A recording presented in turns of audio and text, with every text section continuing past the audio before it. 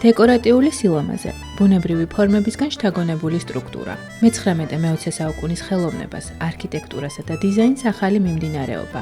არ ნუვო იპყრობს. სტილი დრამისა და ფანტაზიის ნაზავია. მის ძირითად მოტივებს კი გოთიკური პერიოდის ხელოვნება და იაპონური დამწერლობა წარმოადგენდა.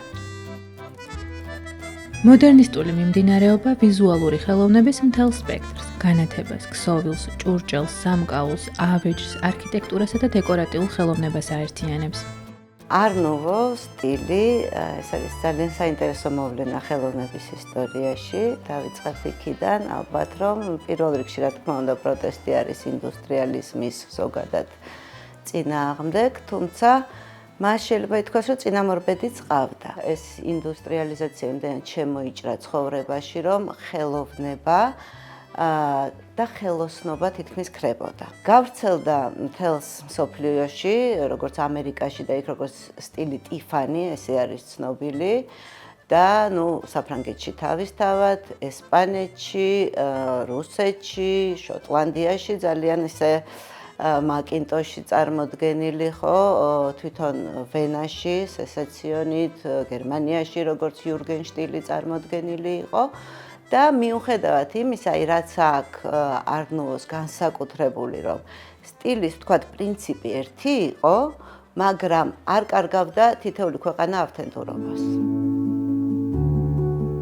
არნუვოსთვის დამახასიათებელია ქალთა გამოსახულებები, გრძელი და ტალღოვანი, ესთეტიური და ასიმეტრიული ხაზები, რომლებიც ზოგჯერ ხვიარა მცენარეებს, ზოგჯერ კი ცხოველებისა და მწერების ფიგურებს კრავს. ერთი შეხედვით სისადავითა და ჰარმონიულობით გამორჩეულ ნიმუშებში ვიქტორიანული ეპოქის სტილის ეკლექტურობა და გათანამედროვებული როკოკოს სტილის აბსტრაქტული ელემენტებია გაერთიანებული.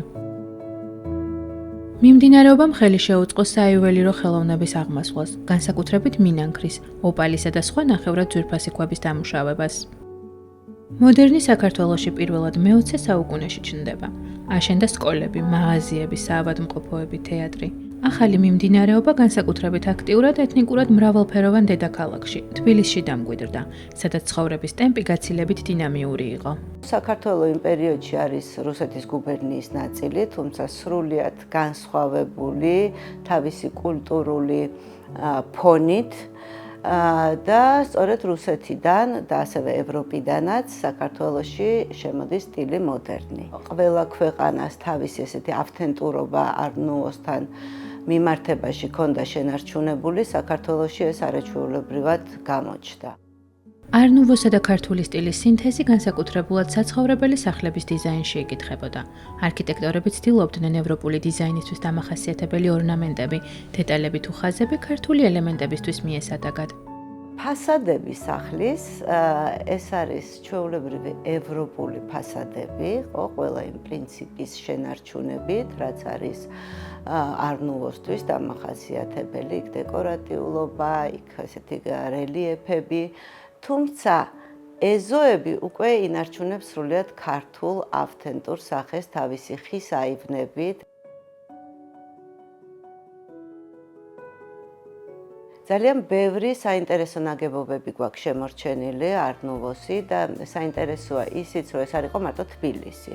ეს იყო იგივე გაგრა, სოხუმი, ფოთი, არაჩვეულებრივი, დუშეთში იყო, საქართველოს ძალიან ბევრ ქალაქში. კინოთეატრი აპოლო, რომელიც ერთ-ერთი თვალსაჩინო ნიმუშია და ზოგადად ნახეთ კინემატოგრაფის შემოსვლა და სტილი მოდერნის შემოსვლა საქართველოში რაღაცა ერთმანეთს ემთხვევა. სადარბაზოებში თუ შევიხედებით, ნახავთ, რომ არის არაჩვეულებრივად მოხატული, სადაც ჩვენ ვხედავთ რაღაცა ბუნებას, ხეებს, შეიძლება პალმები იყოს, რაღაცა მთები, არაჩვეულებრივი პეიზაჟები და ესეც რაღაცა სიმბოლური იყო, სიმბოლური რას გულისხმობ. ნახეთ, აი ქალაქის, აი ამ ქაოსიდან შენ სპირად სივრცეში შედიხარ, სადაც აი ამ სადარბაზოს გავლით, რაღაცნაირად მშვიდდები. საბჭოთა ოკუპაციის შემდეგ არნუვოს ბურჟუაზიული სტატუსი მიენიჭა. საქართველოში სტილის აღმასვლა შეჩერდა. მოდერნის ქართულ მემკვიდრეობას სათანადო ყურადღება არ ექცეოდა.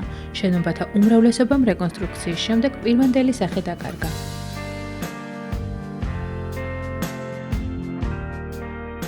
ბოლშევიკების შემოსვლამ აბსოლუტურად შეცვალა საქართველოს ცხოვრება.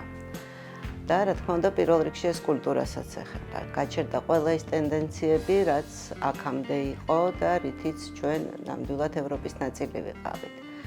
ყველაფერი უკვე წავიდა სტანდარტიზაციაზე, უკვე შემოდის სოციალიზმი, რაც ყველანაირ ევროპულს აბსოლუტურად გრძალავს, აბსოლუტურად სხვა მოთხოვნებია, სადაც გმირი, კოლმეურნე გმირი, შრომის გმირი, ომის გმირი, ხო არის მთავარი მოქმედი პერსონაჟი ბელადებთან ერთად. არქიტექტურაშიც უკვე ესეთი სტალინური არქიტექტურა ხდება წამყვანი თავისი მასიური ფორმებით. და მერე საერთოდ უკვე კატასტროფა, როდესაც ხრუშჩოვის რეფორმის შედეგად ესეთი კოლოფებივით სახლები ჩაითმევა და სახეს, იმ ევროპულ სახეს ნაწილობრივ თბილისის ზოგიერთი უბანი საერთოდ დაკარგავს და ახალი უბნები გაშენდება. არნუვო საქართველოს მრავალფეროვანი არქიტექტურული იდენტობის მნიშვნელოვანი და ღირებული ნაწილია. რომ არა საბჭოთა ოკუპაცია შესაძლოა სტილი მეტად განვითარებული, ქალაქის დღევანდელი იერსახე კი გაცილებით ჰარმონიული ყოფილიყო.